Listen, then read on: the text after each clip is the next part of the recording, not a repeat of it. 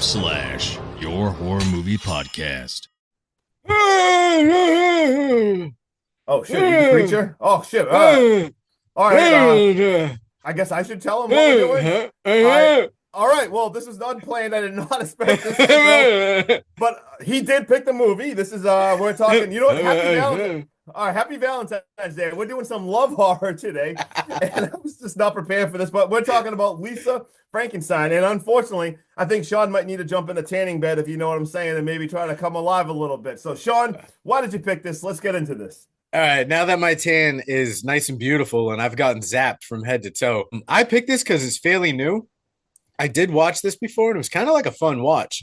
Okay. And I was like, you know what? I swung and I missed last year with Justin by suggesting Warm Bodies. I wanted to see if maybe this love horror could go in a different direction.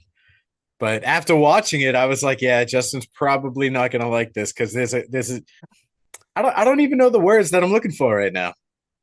Yeah, we'll get into this. We'll get into it. It was a first time watch for me. I will say I wasn't like super excited, but I must say like the writer, like Diablo Cody, big fan. I love Jennifer's Body. Obviously, so much. Jennifer's Body crushes it. I love it so much. So I was kind of excited. I'm like, you know what? This could be pretty good. Like she wrote this too. So you know what? I was going to go in here with an open mind and let's talk some love horror. Let's go. All right. Absolutely, dude. You know what I low-key love about this movie? What? The opening credits. They're black and white, and it's in like a storyboard-esque background with like their names and shit, but it's playing about what we're going to see for the future of Frankenstein. We get everything from him being a poor young man to becoming an exquisite piano player to a broken-hearted and then unfortunately struck by lightning and buried in a bachelor's cemetery. Damn. Like it's all wrapped up into one. It's a nice, neat little story. So you have some kind of connection to this creature. And then we fast forward and we meet our main character, Lisa. She's making gravestone etches in this, I think it's called Bachelor's Grove Cemetery. Yep. And the only thing I thought about when I saw this was, fuck, that's brutal. Talk about being buried separately from the rest of population, labeled as a bachelor who died alone by yourself, no loved one. Like, come on, that's fucked up. That is fucked up. That's rough. That's rough right there. And then we see Lisa. She's starting to get ready for the night. And we meet her stepsister, Taffy. And Taffy is a very peppy kind of girl. And they're getting ready for what she calls the high school party to kick off all the shenanigans that are about to come with this scene. I think they're seniors, right? Yeah, I believe so. This senior year. She's all about it. They're talking about just getting ready, girl things. And then she convinces her that she needs to go into the tanning bed because she won it. And it would be against what she said she would do as future Miss Hawaiian Tropic. Of just sharing the love and everything that she does in the world and spreading goodness. So she convinces Lisa to get in, and Lisa fucking gets electrocuted right off the rip. Ouch. Yeah. These girls are now in the car heading to the party, and they have some girl talk, and this car shows how peppy and spunky Taffy really is and how much of an outcast Lisa can be. They start talking about boys. They start talking about, you know, are you hot for anyone? What do you think about the school? This leads into Lisa saying something like, oh, you know, we could have walked here. We could have just cut through the cemetery. And Taffy's like, no, that shit's haunted. Like, I'm pretty sure they kill people in there. And did you know Gina Marzak dedicated her unborn child to Satan, and that's why her baby now has to wear a helmet? Like, dude, Taffy says this shit like this. It's just right off the top of the head. Yep. And Lisa's like, I like it there. It's quiet. It's comfortable. She's like, I actually, you know, I cleaned some of the hedges. I talked to him. I have a favorite headstone. And she's like, yo, that shit's fucking weird. Like, what's wrong with little different than most people, but Lisa says something that kind of, you know, touched me a little bit in the heart. She's like, you know, I go there and I talk to these because if no one else is gonna, why should anyone ever be forgotten? Right. Let's go. And I was like, fuck, dude. Like that resonated. Like if I die, dude, will people come talk to me? Right. Big heart, Lisa. Let's go. So it's party time now. The second they get there, Taffy instantly leaves her sister. Fuck off. She gone. See you later. Peace. And Lisa survives at this party for all of what? 10 fucking seconds, Justin? before she gets roofied with a drink. Her whole world is spinning now, and her sister's too busy telling people at this party how Lisa's mom was brutally fucking murdered. It was an axe murderer, and we get a flashback while she's telling the story, and this murderer is actually wearing the Bride of Frankenstein mask, which I thought was pretty cool. That was cool. That was cool. Doug is Lisa's lab partner, and he comes off as a nice kind of kid, you know, a little nerdy, shy, reserved. And he's like, hey, Lisa, he's like, you don't look so good. Maybe you should sit down. Like, he's going to take care of her, maybe get her some water. There's even like a quick scene where he holds her, like helps hold her hair back or something while she's throwing up into a bucket. Yep. And then he sits her down on the bed and he's talking to her. And you can tell Lisa's like relieved, like everything's starting to slow down. And this dude pulls the creeper of all creeper moves, dude, puts his hand on her boob. The fuck? And is like, do you like that? And she just like is like, what the fuck is going on right now? And then he forcefully takes her hand and puts it into his private area. And he's like, once you start, you can't stop. Those are the rules. And I was like, fuck this kid all the way out the window. Drop kick his ass. See you later. Dude, same the thing. I was like, oh, this guy's like really cool. Like, you like him right away for a second. You're like, oh, cool. A good guy is actually taking care of it. And holy shit, does that get really rapey really fast. Yeah. And thankfully, dude, this kid is all of like 12 pounds soaking wet. And, thank God. And Lisa just gets up and walks away. And this journey back home, I think it's beautifully shot, dude. It's like a winding shot of Lisa traveling from the bedroom through the party, into the woods, through the cemetery, and then finally back home. And in this process, though, we do see lightning strikes in the cemetery, and we hear like this growl just as Lisa breaks her bathroom mirror. This is like being set in one of the most dreadful versions of I Can See Clearly Now. You know that song, I Can See Clearly? Yep. It's set like very gothic, and it's so well put together. And this immediately rolls into a black and white dream of Lisa in like an old timey dress, and she's sitting next to the creature's headstone. And they're all sitting together, and the song Strange starts playing. And right now, Justin, the aesthetics, the character design, the costumes, dude, the colors, the matching music, I'm into this. I told you, dude, I am a sucker for a good soundtrack and shit set back in like the 70s, 80s. Yeah, I will say, like, so far, like, I was kind of bored through the beginning of this movie. I didn't really like love a lot of it, but as soon as that, dude, the dream sequence and shit was so badass. And yeah, the aesthetics are incredible. Sorry, what do you got? So when we're talking about this dream sequence, the only notes I really do have for this is this setting feels like a Smashing Pumpkins music video, specifically Tonight. The fucking sun. Right? Bro, that's what I literally wrote like beginning. I was just like, not really loving the intro. And then I watched this. I'm like, holy shit, this is like some Smashing Pumpkins Tonight shit. 100%. As soon as I saw like the weird creepy sun thing, I'm like, oh my God, this is a Smashing Pumpkin video. Yeah, dude. And then just like everything around her is like cardboard type cutout. Yes. Almost like what is it, Coraline? Oh yeah. Like it feels like that. And I'm like, this is pretty dope. Like I love the way this like this vision is taking place. Lisa's up now, and her stepmom is losing her shit. And Janet, oh my God, dude, this lady is such a bitch. She's giving her shit for damaging the bathroom mirror, which any parent would. And Lisa's stepdad is just a complete fucking slush. She says stuff like, oh, I'm an intuitive person. I know these things. No one's going to coddle you because your mom's dead, because no one coddled me when my dad died. Her dad died in Vietnam. Lisa's mom was brutally murdered in front of her less than a year ago. Little different. And you don't want anyone to coddle her? Like, get the fuck out of here, bitch. Yeah, fuck off. And she's telling Lisa if she keeps acting out, is what she's calling it, she's going to stick her in the loony bin. And I love how Taffy chimes in and she's like, Mom, you work in a mental institution. You can't say loony bin. And she's like, fuck all if I can. I'm going to stick her in there with me. So Lisa does say she's going to pick up some extra hours at work to pay for the mirror. And we see she works in a sewing, like she does tailoring. She's in like a dry cleaners. Yep. And while she's there, she gets confronted by like her high school crush from the party earlier, and he's dropping off his leather jacket to get cleaned. And while they're talking and having like a little one-on-one time, dude, Lisa can't win because her piece of shit fucking boss shows up, slaps her on the back, and goes, I didn't know Lisa had any friends. I can always count on her to work Saturdays because she can't get a date. It's probably because she's so flat chested. What a piece of shit. Yeah, that's rough. That hurts. And then to boot, dude, Tamara comes in and just starts adding fuel to the fire.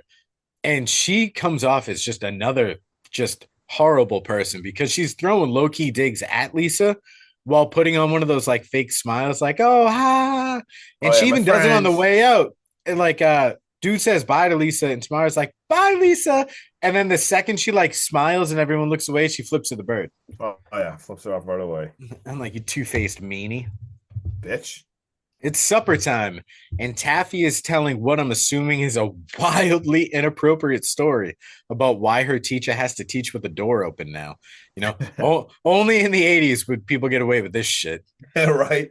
Lisa gets home and she sees all three of them, her dad, her mom, and her stepsister, sitting down, joking, laughing, loving. They've got a box of pizza, and Lisa goes, oh, pizza, I'm starving, and walks over, and her dad goes, I think there's one slice left. Opens the box, bro, and he's like, oh, looks like it's got some meat on it. Bro, the meat to pizza ratio is like 80 to 1. Bro, how do I know? I'm like this. You and your pizza scene. Every time there's unreal. Anytime there's a pizza in a movie, you lose your shit and have to break it down. I knew this. I'm like, oh my God, he's talking about the fucking nothing's happening in the scene, but Sean's gonna break it down. Of course, dude. I would never let a piece of pie go by this eye. Oh God. All right. But and then to boot, dude. So this is a meat lover's pizza. Lisa is a vegetarian, and she goes, "Oh, mom made us order it." And her mom's like, "Fucking right, I did. I had a coupon." And she goes, "Got a free orange crush with it." Like, fuck you, bitch. And she goes, "Don't worry, you can just pick the meat off the pizza." Well, I mean, if you looked at that fucking slice, there ain't gonna be no slice left. It is all meat. It is meat. I don't know. No wonder why Lisa hates his fucking family, and she just wishes she was with Frankenstein. So Lisa now goes off by herself to watch some sweet VHS. I have no idea what this movie is because I'm not moderately obsessed with any kind of zombie films ever in the history of horror. So I don't know. You can tell us what it is, Justin. What is like Dead of the Dawn or like Day of the Non-Living or something? My God. I didn't write this because it was your notes. Was it Dawn of the Dead or Day of the Dead? It's Day of the Dead. I was gonna say I thought it was Day. All right, that's what I thought. Day of the Dead. Let's go. When she gets rudely interrupted by what appears to be an actual zombie swamp creature looking thing, just bursting through the fucking window. What the? This thing looks like it's chasing her, and then it starts to look like it's just following her, like not trying to do any harm to her. But she's running around the house, and this thing's trailing mud everywhere. She's out of a window. She's hanging onto the side of the roof, and the fucking sprinklers are going. It is mayhem in their household right now. And the neighbors are like, she's weird. Let's pay no attention to it. Let's not even look up. Like, she could be brutally getting murdered right now. They didn't even look up. No. They were just like, yeah, she's a weird one. Taffy. Whatever. Now, Taffy's the winner. Taffy's the keeper. She's the good one, yeah. Lisa, she's the fucking weirdo. But Lisa finally settles down, and she starts to talk with Frankenstein, and she brings him upstairs to her bedroom, and she shows him what a shower is, so he takes a shower, and she gets out to change his clothes, and it's like a 2-minute scene of him just trying on clothes nonstop. Oh yeah, for everything from like the baseball outfit to like Richard Simmons type gear, everything in between. But she puts him in like a pink robe, and she's like, yes. And you can see the look on his face. He's like, no. And shuts the doors on his own. And he's like, fuck that. No. But they finally settle on like very like, I don't know, fucking John Cusack type clothing. Yep. Where it's like a band t-shirt or like an Edgar Allan Poe t-shirt with like a sports jacket over it with some jeans. Like he looks pretty good for the timing. Just brushing his hair. They're having a real bonding moment. And then the family shows up, and Janet, the stepmom, losing her absolute loving mind all over again. Lisa comes downstairs and she's like, it was a home invasion. Yeah, someone broke in. Yep. Yeah, definitely fought him off. I mean, she's not lying. Someone did break in. It is the But truth. she makes the mistake of describing this home invader Oh my as God. the fucking Hamburglar from McDonald's. Classic. And the entire family calls her out on it. No, you literally described the Hamburglar. Janet's bullshit now, and she's insisting on sending her away to be institutionalized. And she's like, I'm not going away to a mental institution. And her dad, I believe, goes, she would never say that. And her Taffy, her daughter, goes, no, I'm pretty sure that's exactly what mom just said. I'd say that's literally. And then the mother repeats what she said. Like, how dysfunctional can you be? So messed up. Frankenstein feels for her, though, the next day. And he even picks out an outfit for her. And he pulls out this black dress. And Lisa's like, no, I got that from Taffy. She gave it to me because she said she gets too many compliments in it. Talk about self-centered or conceited or whatever you want to call it. I just look too good in this one. Too many compliments. I look too hot in this, so you can have it. So maybe you can look better. Yeah, way too hot to handle. But she's refusing it, and Frankenstein's not having any part of it. Stuffs that down her throat, gives her like some shoes, a hat, the whole 9 yards. And she shows up to school with a whole new set of confidence. She comes off as a badass woman. And Frankenstein, obviously, he stays home because, he's a hideous monster with no ear, hand, or tongue. So, but you know who else is home? Who else is home? Janet. The mom. Yeah, she's got her headphones on, bro, and she's listening to some pretty shitty ass parenting tapes while she's dressed in like an aerobics outfit, walking around the house. The doorbell rings though, and she gets real fucking pissy with some carpet salesmen. They're like, hey, we'd like to talk to you about cleaning your carpet. And she's like, fuck you, Will. You can eat off my carpet, and slams the door and goes outside to like yell at him some more, which gives my man Frankie the perfect opportunity to go barf up a couple of worms in her fucking fruit salad. Let's go. He did that, and I was like, yeah, hell yeah. Eat those worms.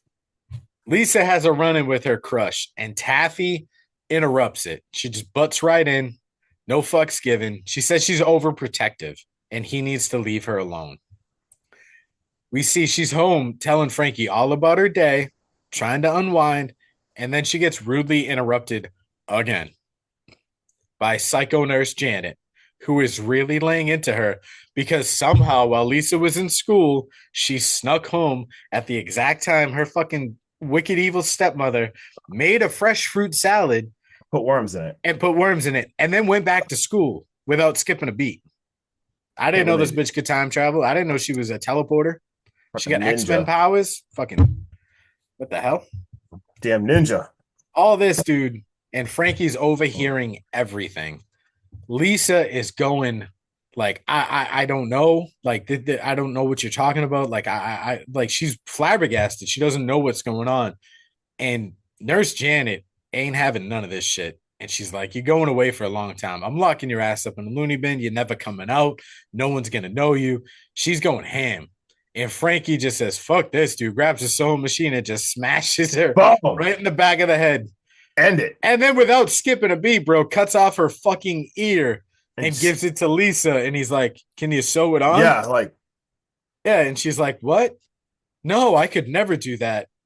Not until after we bury the body. Right? Yeah, like, what the hell? I was like, whoa, this took a fucking turn. I know. I was like, how is she just like going to go with this? Yeah. My so, God. Dude, they bring Janet's body to Frankie's gravesite and they start burying her. And, bro, I've never seen Lisa so happy in my life. It's so bizarre. They bury Nurse Ratchet and she's fucking dead and gone. And she's back in her room now and she's got Frankie laying across her lap and she's sewing on this ear. And Frankie now has a new ear complete with a diamond stud. And he's looking all G'd out, G'd up from the feet up. Let's go. But guess what, dude? It's not working. Not working. What are they going to do?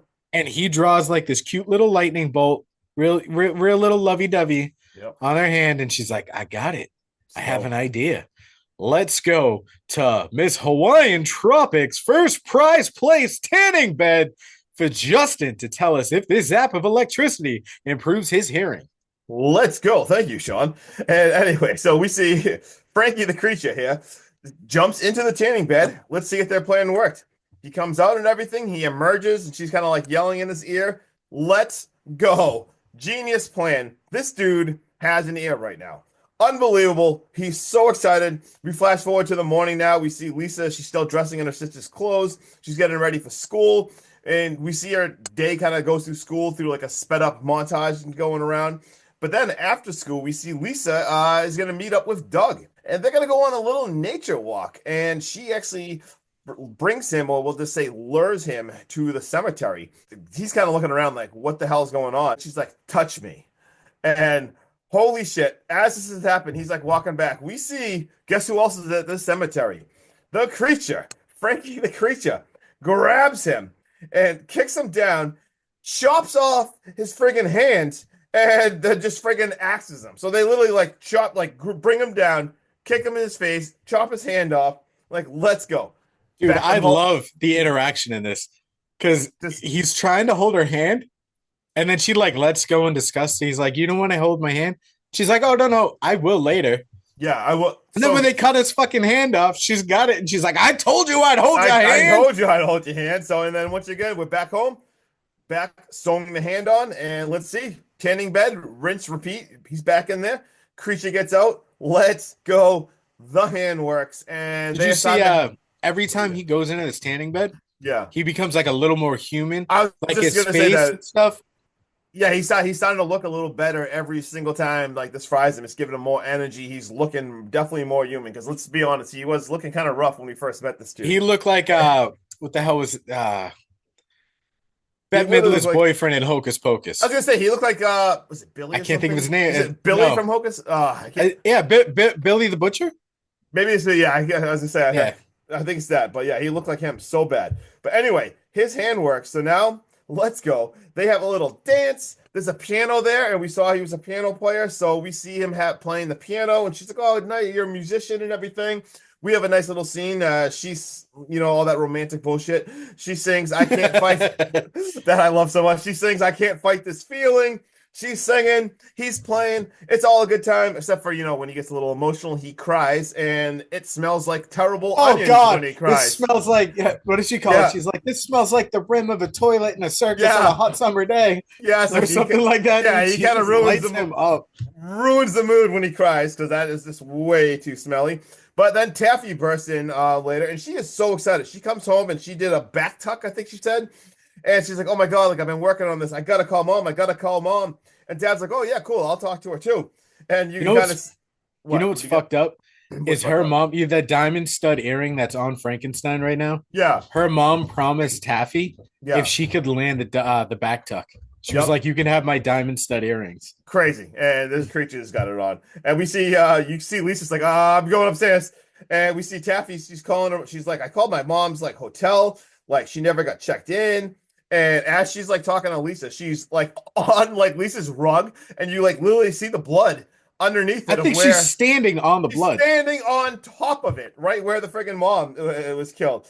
And she even says something like, "Oh, like your mom's already been brutally murdered, so like you wouldn't understand." Like, holy shit, like very weird. Way to just fucking shit all over Lisa. All over Lisa. The more and more her family does this shit to her, and the people around her do this shit to her.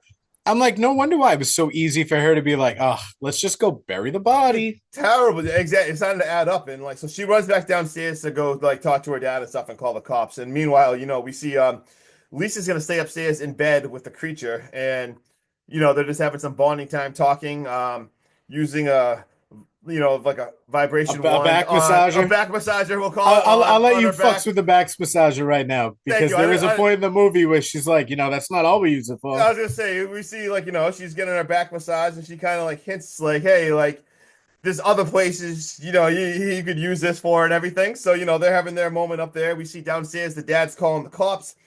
And meanwhile, Lisa's just up there. We see her. She's talking over life with the creature and stuff, having great bonding time and everything. Next day in the morning, Taffy's just absolutely bawling her eyes out, complete mess in the car. So sad about her mom. Lisa's like, "I'll drive you to school, whatever." They get to school, and right away we see some shit's going down. There are cops everywhere. And her friends run up to him, and like, she's like, "What is happening?" And they're like, "Oh, they're investigating like Doug's disappearance." And you kind of see Lisa like, "Oh shit." And bro, ain't no one really even missed Doug. Right? Like, Obviously, like the way he took Lisa and like roped her around, I'm assuming this drink was already roofied. yeah. So in my head, dude, I'm like, Doug probably roofied this drink, watched it get passed around. Tamara was probably his fucking target because Tamara's the one that actually gave the drink to Lisa. Right. Like, well, I mean, I think Lisa took it from her. So, right. Yeah. So I don't know. No one misses Doug. Come on, No, let's be real. dude, like, Doug's fuck parents Doug. don't even miss Doug. Yeah, He Doug, probably nobody, gropes the family dog. dude, nobody cares about you, Doug. But anyway, all of a sudden we hear Lisa to the principal's office. Oh shit! And we got the goth girl is in there, and the cops are in there with the principal. And all of a sudden, the goth girl's telling, she's like, you know what? I saw Lisa and Doug. I saw Doug like planning a meeting with Lisa after school, and she's like, "There's even rumors that she might have even killed her own mom." Bro, And Lisa snaps and she's dude, like, Lisa fuck you, snaps. bitch. Yeah, she's like, "Fuck you." She's like, "You know what? Check her purse for drugs." And you see Goth Girl get real nervous, real Throws fast. her right under the bus. Right under the bus, and she's like, "You know what? I'm like, you got to talk to my lawyer." Like, she pieces out. She is out of that. Meanwhile, flash forward to the creature. The creature is on the move. This dude is walking around the neighborhood now, and he sees a car, and he gets the car, and even the old man tries to stop him, but that did not go too good for the old man, because we see Lisa coming home now. She finds him. She jumps in, and she's like, "All right, look, you know what? We got to drive and find Michael. We're gonna go find Michael." She drives to Michael's house. She's like, "Just stay in the car. I'm going in. Like, just stay in the car." She gets in Michael's house, and she's going in there. She hears some stuff going on, and she thinks she's like getting herself all ready to go into like his room and everything. And she bursts through the door, and who the hell? What is going on here? Michael is in bed with Taffy. That I can't even imagine. Like, holy shit! Like, I was This really is like, when throughout this movie, dude, Taffy kept popping up and she had like hickeys. yes, and, like on an extra, and like, it was whatever, always yeah. like, oh, I need the day off. I got to cut class. Yes. Always Like- cutting class and shit, and so shitty that she actually walks in there. You can see she's absolutely devastated. But before anyone could even like realize what the hell is going on, like the creature did not stay in the car because he comes in with a hatchet. And Yeah, dude, and he makes this Justin's favorite movie ever. Yeah, because why do I have to keep loves- explaining these parts? Why is it always my part? I don't even know how to say this so it like gets viewed like played on YouTube. He pulls out the freaking blanket and I don't even He know. cut his weenie off. He cuts his wiener off. It goes And that flying, shit goes soaring flying through like the air. a Joey Chestnut hot dog competition Yeah, there across the audience. The hot dog is going in slow motion in the air. You see the shadow, and it lands in the trash barrel, and the creature just grabs the trash barrel and like Runs away. Just runs away. Like, what is Dude. even happening? I would have died if instead of it going in the trash barrel, Yeah. if this man's genitalia hit Taffy in the face. You know Oh my that God. gif that floats around about that girl that gets slapped with like a million hot dogs at Oh once? God, the hot dog. If flying it off, hit her yes. like that. Oh my God, just yeah. Anyway, so like at this point, like holy shit, Lisa gets into the car like with Taffy and like drives away. Taffy, they're covered in blood. Taffy is literally in shock. And you want to talk about the weirdest fucking scene ever?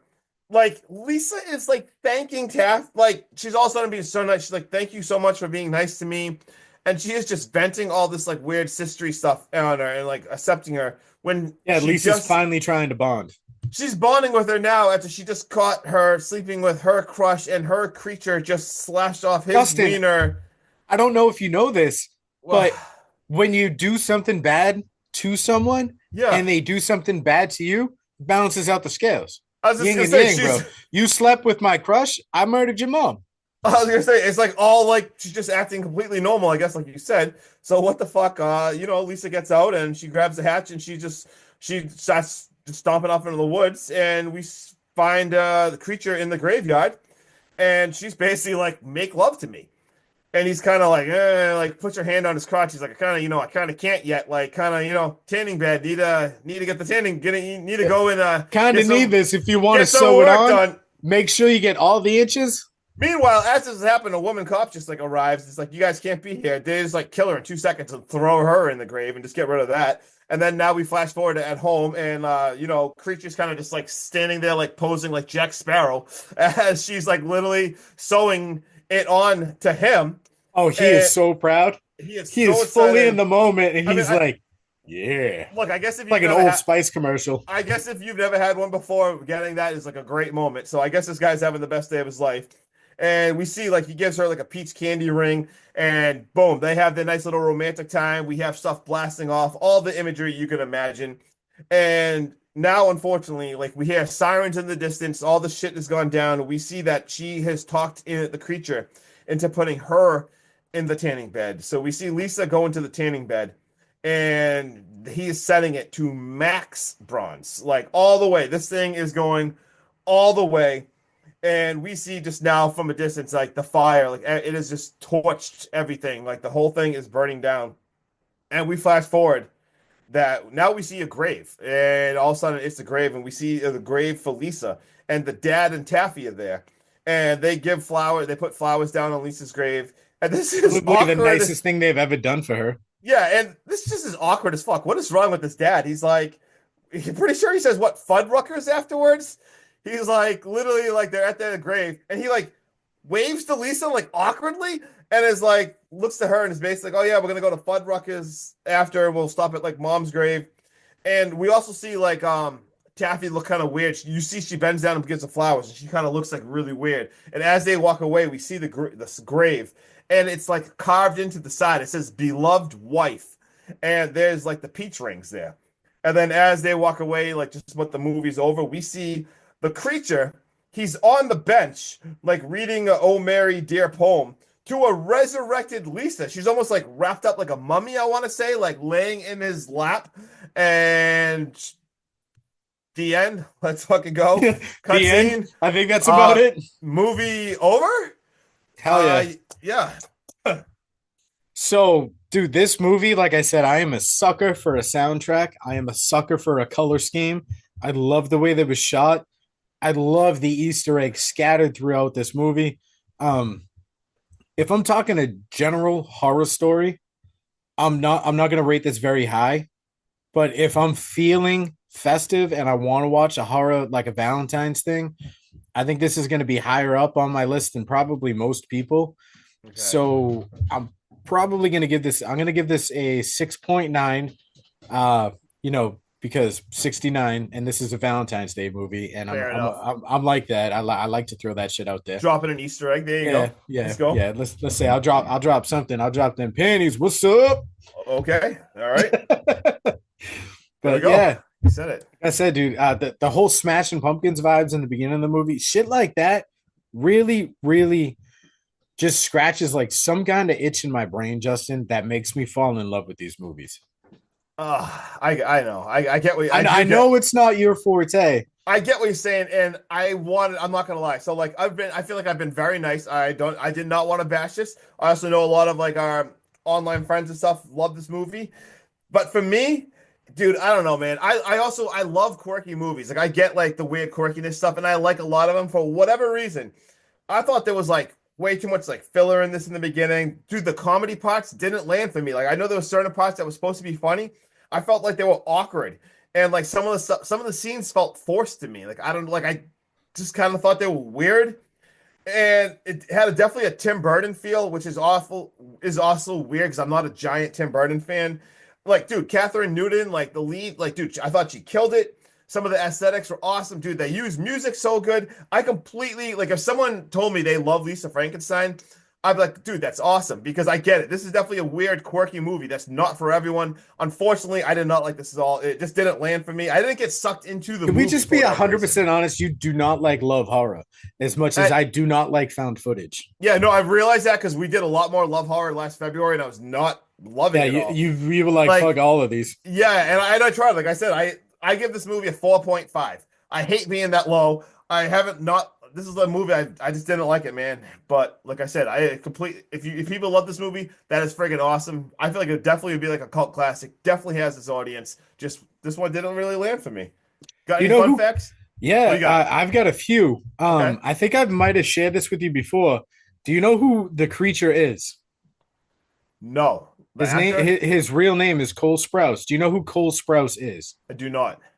He was the child who made his filming debut from Big Daddy. Oh shit! Get out of here! No way. Yeah. Wait, this is the Big Daddy kid? Yeah. Get the fuck out. And then to boot, dude, do you remember Sweet Life of Zach and Cody? I know the show. I don't know anything. He's one of the twins. He's one of the twins. No shit. I did not know that. I did not have that. This movie also takes place in 1989. Yep. Which I feel like anything from about 85 to 95 is like hyper eccentric in my wheel. I love like it doesn't have to be a movie released in that time frame. Yeah. But a movie that's supposed to take place in that time frame. Love the throwbacks. Yeah, I love that. Same for me. Just obviously not the love horror, but yeah, no, same. And then I do love like when we talk about small Easter eggs. Yeah. Did you notice that Janet loses her ear because she doesn't like to listen to anything Lisa has to say? Anything. Let's go. Doug loses his hand because he copped to feel like a fucking pervert. I love that. And then the Crush lost his dick because he was fucking her sister. I say cheated on it up, bro. I love this. Oh yeah, that was we really cool. also got this is feature directorial debut of Zelda Williams. Do you know who Zelda Williams is? I did see that. I did not realize I didn't even know Robin Williams had a daughter, but that's yes, and I think Zelda is one of the most badass names you can give your kid. Oh, 100%. I saw that. I'm like, holy shit, that's incredible. Shout out Zelda. When the stepmother Janet returns home and Lisa exclaims, "Damn it, Janet." Justin, this is going to go right over your head. This is a song title from the Rocky Horror show, the stage musical. Okay. Musical, so you don't like it. The Rocky Horror Picture Show, which is also based off of Frankenstein. Yep. Okay. In one scene, Lisa refers to her Aunt Shelley. Oh, Shelley. As an obvious nod as Mary Shelley, the author of Frankenstein. Let's go. There are also two police officers in this film, Officer John and Officer Waters. I had that. This is a nod to the King of Camp, director John Waters. I had that written down. According to Diablo Cody, this movie actually takes place in the same universe as her earlier picture, Jennifer's Body, which we both love. Love it so much. Also, you know what? I'm just realizing. Oh, sorry. Yep, go ahead. No. Speaking of that, dude, they use that. What's it? I Can See Clearly. I can see clearly. Yep. Because they use the version, and Jennifer's Body is actually by the punk band Screeching Weasel. They use the Screeching Weasel's cover. And that I don't know what version they used in this one, but I remember they used Screeching Weasel when the kid was like driving to her house. Holy shit! So they used that song in both of them. Love it. Oh shit! I just thought of that. Did you catch another Easter egg? There's actually a Robin Williams album on the floor when the main characters first interact. It's a Throbbing Python of Love. Oh, shout out our dad. Let's go. Hell yeah. All right, you got anything? That was pretty much all. I think the only one I wrote down, I had most of those written down, was Taffy's clothes was inspired by Cindy Crawford and Phoebe Cates. Is that how I say the name? The Gremlin girl. Yeah. Her style of like the late 80s, and pretty much you covered everything else. Oh yeah, I got one more. In the first scene after the beginning credits, a headstone is shown while zooming in on Lisa that reads Frances Owen. This is the same name of a character from the film Practical Magic back in 1998. I just wanted to toss this in there as a shout out to my fiance Kristen and her best friend Jen, as this is one of their favorite movies, and they actually have matching tattoos from this movie. What, Practical Magic? Yes. Is Nicole Kidman in that? Or did I make that up? I never seen it. I don't know. All right, awkward. Just cut that out. Yeah, we're out of here, Hack Steps. Peace. Happy BD. Oh.